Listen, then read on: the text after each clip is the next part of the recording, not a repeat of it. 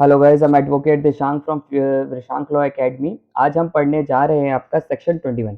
Section 21 बात करता है कस्टडी ऑर्डर। अब किसकी कस्टडी? ऑब्वियस सी बात है, यहाँ पर आपका बात कर रहा है कस्टडी किसकी? आपके चाइल्ड की। यानी कि अगर अगर एग्रीड पर्सन एक वुमेन है, ठीक है, और रिस्पोंडेंट एक हस्बैंड है, तो अगर इनके बीच में कोई बच्चा है और वो रिस्पोंडेंट के पास है, तो एग्रीड वुमेन उस बच्चे को अपने पास ले सकती है। ठीक है। Not with anything for the time being impose the magistrate at any stage of hearing. देखिए यहाँ पर क्लियर कर दिया at any stage of hearing, यानी कि आपका शुरू से लेकर एंड तक किसी भी स्टेज पे the application of the protection order from any other relief under this act and the temporary custody, या तो परमानेंट भी दे सकती है या आपका टेम्परेरी भी दे सकती है क्या कस्टडी। ठीक है। ऑफ द चाइल्ड या चिल्ड्रन, या तो एक बच्चा है तो ठीक है, वरना चिल्ड्रन है तो बहुत सारे। टू द एग्री पर्सन, किसको? टू द एग्री पर्सन और the person making an application on the behalf. यहाँ पर देखिए ये बात एप्लीकेशन जो है कस्टडी ऑर्डर की, आपका रिस्पोंडेंट भी लगा सकता है, ठीक है, और आपका वुमेन जो है अगर एग्री पर्सन वो वाइफ है वो भी लगा सकती है, यानी कि हस्बैंड वाइफ दोनों लगा सकते हैं। ठीक है। पर यहाँ पर वही है, किसके अगेंस्ट में लगाएगा? जैसे मान लीजिए रिस्पोंडेंट एप्लीकेशन तब लगाएगा कस्टडी की जब बच्चा किसके पास है? वाइफ के पास है। और वाइफ कब लगाएगी? जब बच्चा जो है वो रिस्पोंडेंट के पास है। ठीक है। 21 की if necessary arrangement visit of such child and, और यहाँ पर विजिटिंग राइट्स भी मिल सकते हैं। ठीक है, विजिटिंग राइट्स भी मिल सकते हैं। पर यहाँ पर एक प्रोवाइजो दिया हुआ है कि मैजिस्ट्रेट अगर ये उसको ओपिनियन बना हुआ है कि रिस्पोंडेंट जो है मे बी हार्मफुल या फिर कोई भी पार्टी दोनों में हार्मफुल है, ठीक है, shall refuse to visit right, यानी कि विजिटिंग राइट्स को भी खत्म कर सकता है। जैसे कस्टडी नहीं मिली, ठीक है, पर आपको कहते हैं कि संडे में संडे बच्चा मिल सकता है अपने बाप से। ठीक है। तो यहाँ पर क्या है कि संडे बच्चा अब जॉब से मिलेगा। अगर एग्री पर्सन जो वुमेन है वो कह देती है कि यार ये बड़ा खतरनाक है, रिस्पोंडेंट बहुत खतरनाक है, ये पीट देगा मेरे बच्चे को, ठीक है, तो जज क्या कहेगा कि ठीक है, वो विजिटिंग राइट भी नहीं मिलेगा। विजिटिंग राइट्स आपका कस्टडी से डिफरेंट होते हैं। कस्टडी में तो बच्चा आ जाता है, कुछ टाइम के लिए आए, या आपका 3 दिन के लिए आए, 5 दिन के लिए आए, टेम्परेरी हो गई, या हमेशा के लिए आए तो परमानेंट हो गई। बट आपका वैसी बात करी जाए,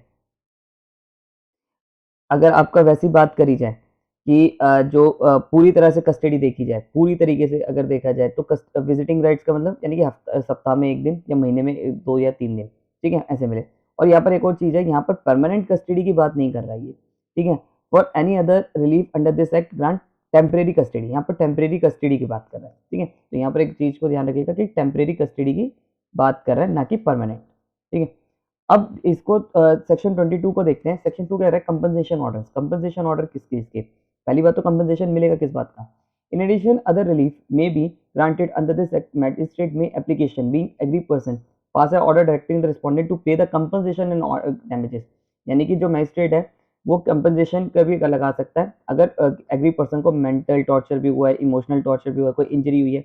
इंजरी किसकी? बॉडली, फिजिकल इंजरी भी हुई हो, या बॉडी बॉडी तोड़ दी, उसके शरीर वरीर में मार दिया, या आपका कोई इंजरी हुई है, हार्म हुआ है उसे, ठीक है, रेपुटेशन हार्म हुई है, ऐसी चीज़ भी इसमें इंक्लूड होती है।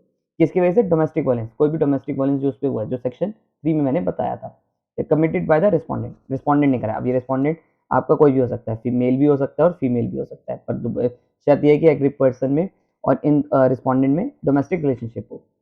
अब आपको एक ये जजमेंट का दिखाते हैं, उसमें क्या था कि सेक्शन 22 में ये बात कही गई है कि देखिए यहाँ पर क्या लिखा है कि complaints evidence in this regard harassment and remit, simple सी बात है कि आई, यहाँ पर आई का मतलब कौन है? जज।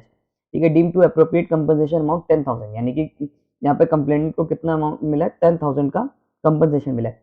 जस्ट एंड फेयर कंपनसेशन है। According to R1 is directed to make payment, ठीक है, 10,000 देगा within the period of 3 months. यहाँ पर पीरियड भी लगा दिया कि स्पेसिफिक कर दे भैया 3 महीने में पैसा दे दे कंपनसेशन का, from the date of this order, इस ऑर्डर की डेट से।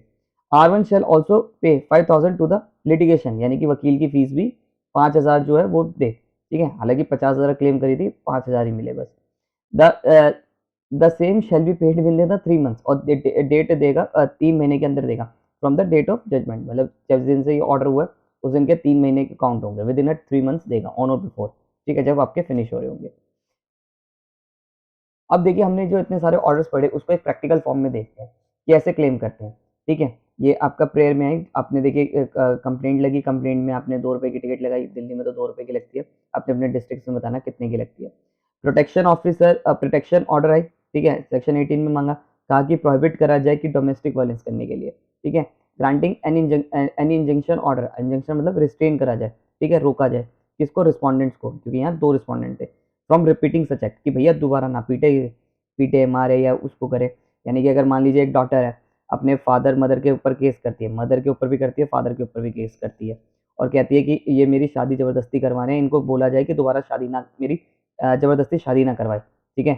तो यहाँ पर वो कह रहे हैं कि इसी को अब मैं ऐसे पढ़ता हूँ, प्रोहिबिट करा जाए, ठीक है? डोमेस्टिक वायलेंस, क्या ये ज़बरदस्ती शादी करवाना भी डोमेस्टिक वायलेंस में आता है? हाँ, आता है, ठीक है? Granting any injunction order, injunction करा जाए रिस्पोंडेंट के खिलाफ, इन दोनों के खिलाफ। रिपीटिंग सच एक्ट, ये भैया फ्यूचर में भी दोबारा ये एक्ट होना, क्या कि उसे फोर्स ना करा जाए, ठीक है? रेजिडेंस ऑर्डर्स, बट मान लो ये माँ-बाप जो है वो अपनी बेटी को निकाल रहे हैं, ठीक है? रेस्ट्रेन करा जाए इस प्रॉपर्टी पे, एड्रेस ये लिखा हुआ, ठीक है? मॉनेटरी रिलीफ, अब मॉनेटरी रिलीफ में क्या है? क्लेम कर रहे हैं, ये मिला नहीं है, ठीक है? ये पिटीशन जो लिखी हुई है वो 20,000 रुपए जो 20,000 रुपए दिया जाए किसके on the basis of monthly, ठीक है? मॉनेटरी रिलीफ में एक और चीज़ है 15,000 रुपए as a litigation towards her maintenance, maintenance मिला जाए, ठीक है? ये मैंने क्या पढ़ दिया? ये सॉरी ये आपका कंपनसेशन पे था, ठीक है? 20,000 रुपए उसे वैसे भी दिया जाए। सेक्शन 22 में 20 लाख रुपीज़ ऐसे कंपनसेशन मिले, ठीक है? 20 लाख रुपए कंपनसेशन मिले, जो उसे डैमेजेस हुए हैं, इसको मेंटल टॉर्चर हुआ है इस बात का, ठीक है? और इसके प्रूफ देने पड़ते हैं, ये जितने भी आप माँग रहे हैं ना, इन सबके प्रूफ देने पड़ते हैं, तभी मिलता है, अदरवाइज़ कुछ नहीं मिलता, ठीक है? देखिए यहाँ पर जो है 20,000 रुपए जो माँगे हैं, ठीक है? वो आपके मान लें मेंटल हैरेसमेंट के माँगे हैं, ठीक है? क्योंकि हमने सेक्शन 20 में पढ़ा था कि मॉनिटरी रिलीफ आपका लॉस ऑफ अ, कोई आपको मेडिकल प्रॉब्लम भी हुई है, उसकी वजह से डोमेस्टिक वायलेंस की वजह से वो भी देना पड़ता है, ठीक है? और यहाँ पर क्या मेंटेनेंस माँग रही है, क्योंकि यहाँ वाइफ और हस्बैंड का केस था, तो मेंटेनेंस भी इसी में अंडर लगता है, ठीक है?